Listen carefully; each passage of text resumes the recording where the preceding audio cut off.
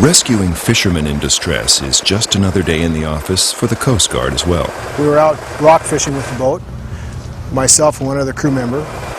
We got close to our limit of rockfish, and we're on our way in. The bilge alarm went off.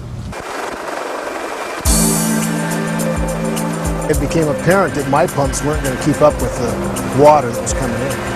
The pumps had started to clog up, the suctions on them. So I called the Coast Guard as soon as I thought there was a problem. Now put the ready heel on the line, put the ready heel on the line. Fishing vessel taking on water 20 miles west of Cape Alava.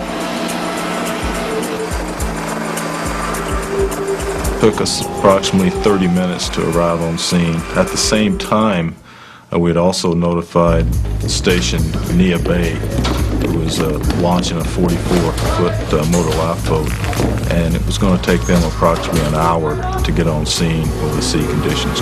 That's pretty rough seas for them to have to go out in with the winds.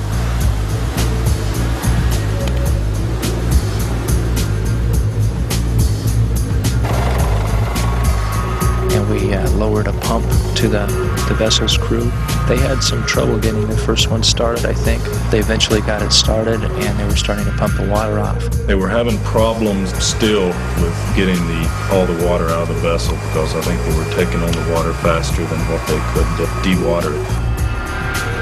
The 44-foot motor lifeboat arrived on scene. They transferred a pump to them. At that point, they were having a little bit of problems also operating both pumps and then steering the vessel.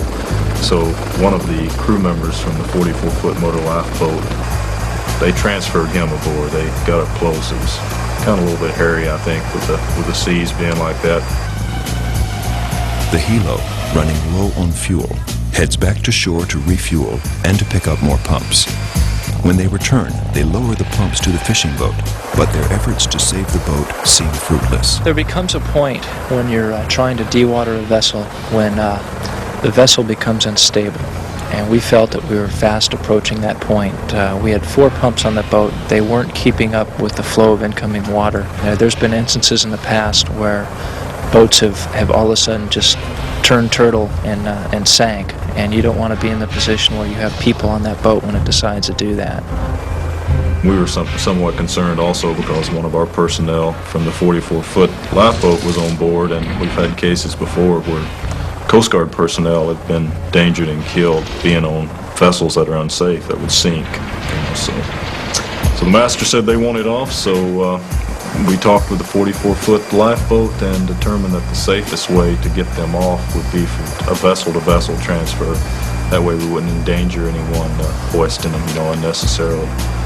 So we kind of stood by with our rescue swimmer sitting at the door in case someone dropped into the water. We were prepared to rescue them out of the water in the event things didn't go well.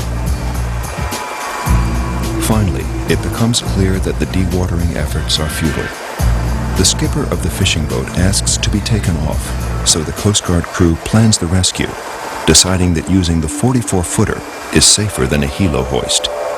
The coxswain of the motor lifeboat maneuvers the 44-footer into position so that his crew can transfer each of the men from the fishing vessel, one at a time. When a fisherman tells you he wants off, he's the skipper of that vessel, you pretty much know that, it's time to get him off and that vessel's going to sink.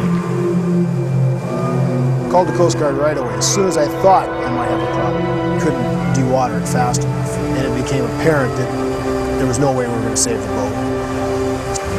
I was scared a little bit.